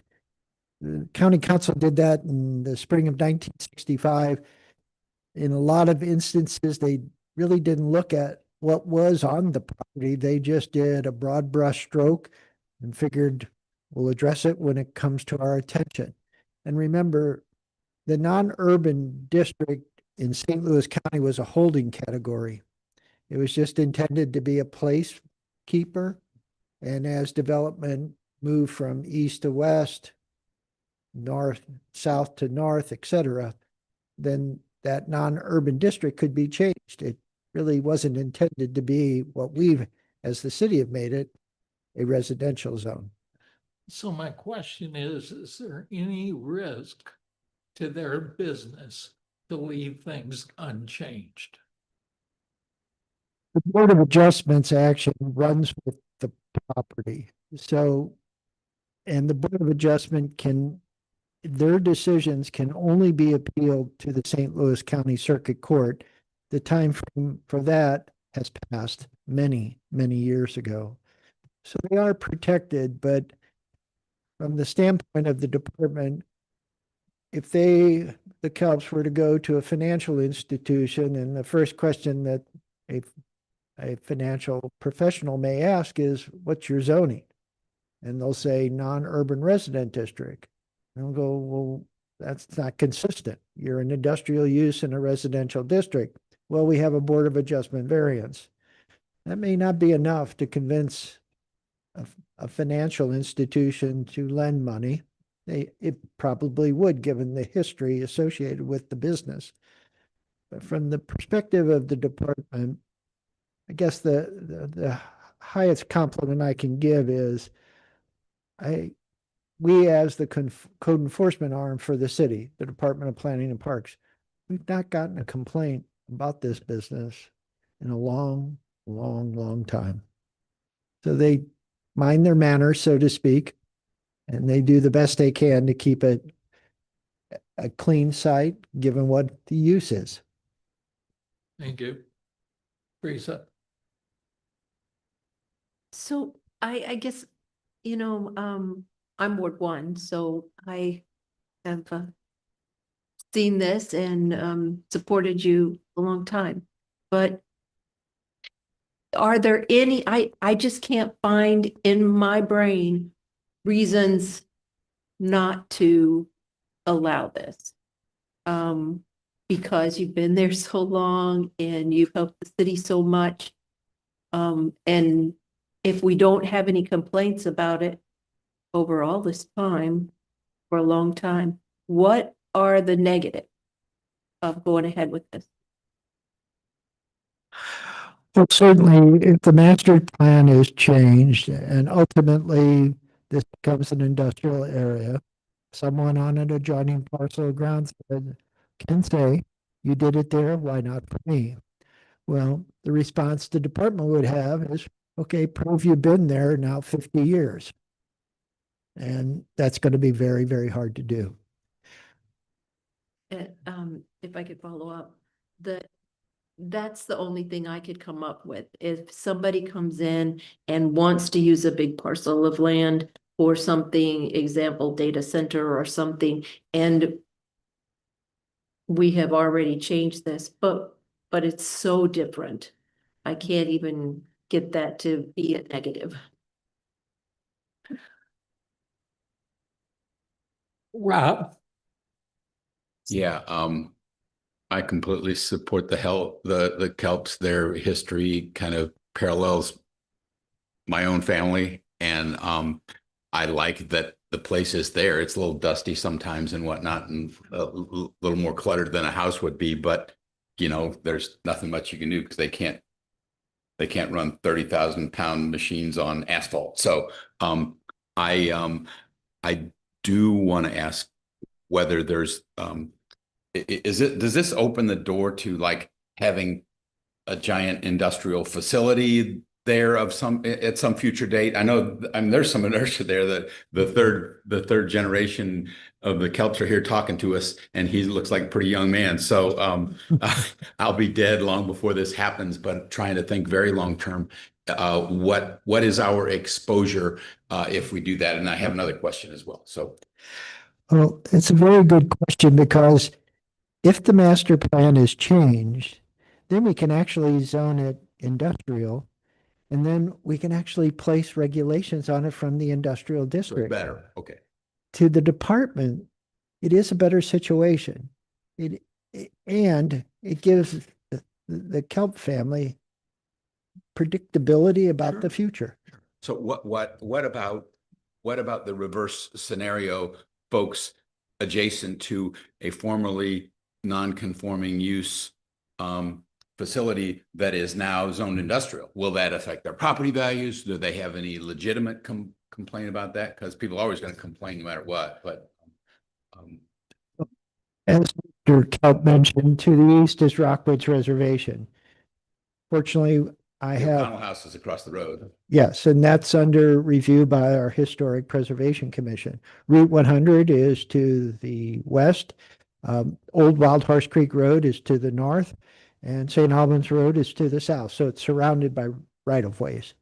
And all of those right-of-ways are public in nature. So they're not going to go away, so to speak. So I guess what I'm saying is, it's a unique enough tract of land that I believe replicating it elsewhere would be almost impossible. I don't know of an instance right now in the city of Wildwood that I could say, yes, if you did this, it would happen here. So it would be my pleasure to make a motion to make this change, but I don't know that everyone is finished talking. I think regarding motions, Joe and his team are going to take all of this into consideration. Okay. So it's They're going to premature. come back next meeting with a recommendation. We'll go through each and every recommendation. We'll either agree with it, modify it, or decline it. Good. Vince? During my existence in this community in Wildwood for a number of years, I've had the good fortune of working with the Kelp and Von Gruben families a number of times, and there are no finer people in the community, and this community has a history of being outstanding because of folks like that. So I don't see a reason why we couldn't do anything we possibly can to support their further success and benefiting our community. Great, Tom. Mr. Kelp, your existing property, forgive me, I didn't get into all the detail, but this request is just for the borders of your existing property, correct? It could be done either way. I mean, I would be satisfied with that if everyone feels that it's better for the adjoining property that we have right of refusal to purchase. If that's better handled through a different method, that would be fine. I'm fine with that one either way.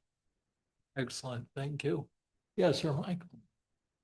I've driven by that property for about 36 years on my way down to Table Rock Lake to do some fishing. And to be honest with you, I've never really noticed anything there at all going by. So as far as I'm concerned, this is a no-brainer. Let's go ahead and do it. Yeah. Yeah, I think if we were to go with this, I think all we're doing is correcting a mistake that St. Louis County made. Deborah. I just have one question. So, thinking way out of the box, if you all decide 50 years from now or whatever, it's not going to be kelp, is there a caveat that that property, once it's zoned, Industrial? yes, thank you, industrial, is there a caveat that if someday they don't have that business there, could it go back to what it was? I mean, that's just thinking way down the road. Jody, You know what I'm saying? So I can answer a couple questions with this, and I'll answer Rob's kind of question as well. So, given the contemplating, like, let's say something, terrible happened and we needed to shut down the business or we needed to sell the business or something like that, given the size and development on the site, and it's relatively small for an industrial property, 8 acres.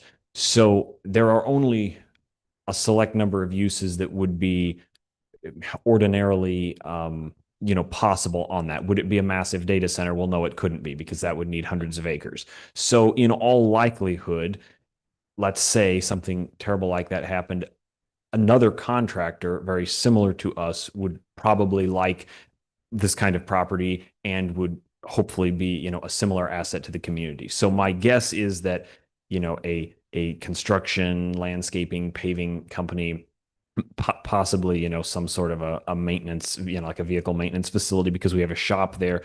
That's about all the uses that would be typical for this site. And I wouldn't think that I can't contemplate a situation where anyone would propose much different than that. Wondering in case those little girls don't want to do this business 30 years down the road. No, it's a great question. And, the other thing is, as far as it returning, and I think I put this in here, it wouldn't be particularly suitable for like redevelopment as a residential site. There would only be 2 houses permitted. Obviously, there would be a lot of rock that would need to be cleaned up, and buildings that would either need to be demolished or repurposed and things like that. So this seems to me like the best way forward. Thank you. So being that designation is a city wild, is it in the M3 industrial? Is that what it becomes?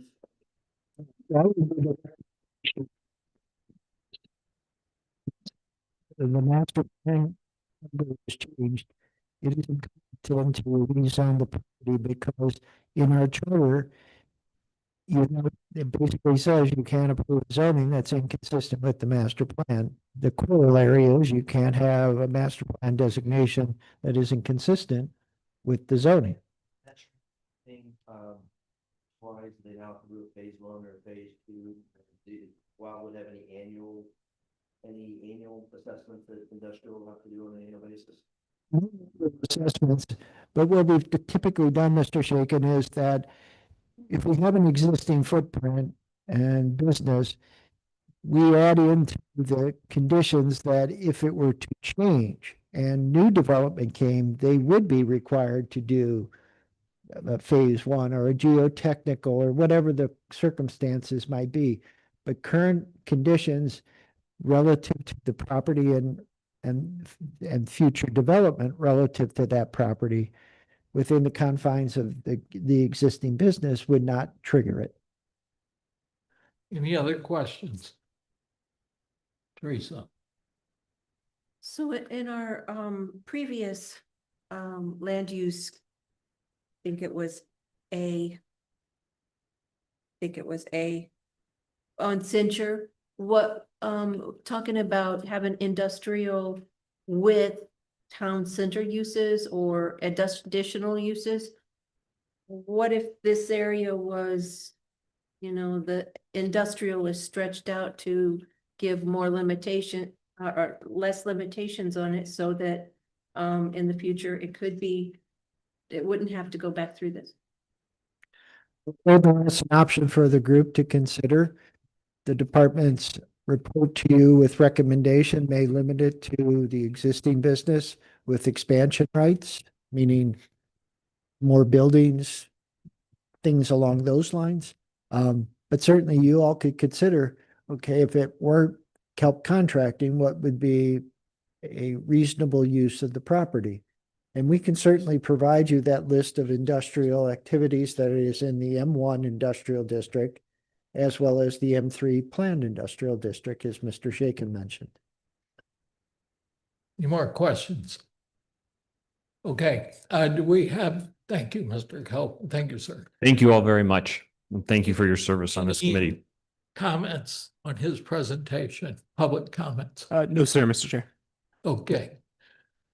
We had a heck of a meeting. It was awesome. So really appreciate everybody's feedback, Joe. Really appreciate your team putting this all together for us. We very much look forward to your recommendations and any robust discussion when we come back in April. I suspect there will be. Very quickly, Mr. Chair, the economic development element, the policies that we discussed at our last meeting approximately 2 weeks ago have been updated, hopefully to reflect the comments that you have provided. Additionally, there were suggested additions to the goals and objectives. They have been added as well. The department would respectfully request the group review those, and when the opportunity arises, which will be at either our next meeting in April or the next meeting following that, we can go through those. But hopefully the group captured your recommended changes, and we do appreciate it. Also, depending on the context, we actually have 5 weeks between meetings. So we've kind of wrung you out. We're going to let you kind of recharge. But at that next meeting, besides land use, we do intend to have the arterial roadway definition and the updated list of arterials. And we'll have the narratives prepared for you. With the narratives and the arterial roadway definition and list of roadways, those are all of the components of the master plan. So thank you. Next meeting, Tuesday, April 14th. Do we have a motion to close? First, second, all in favor? Thank you all very much.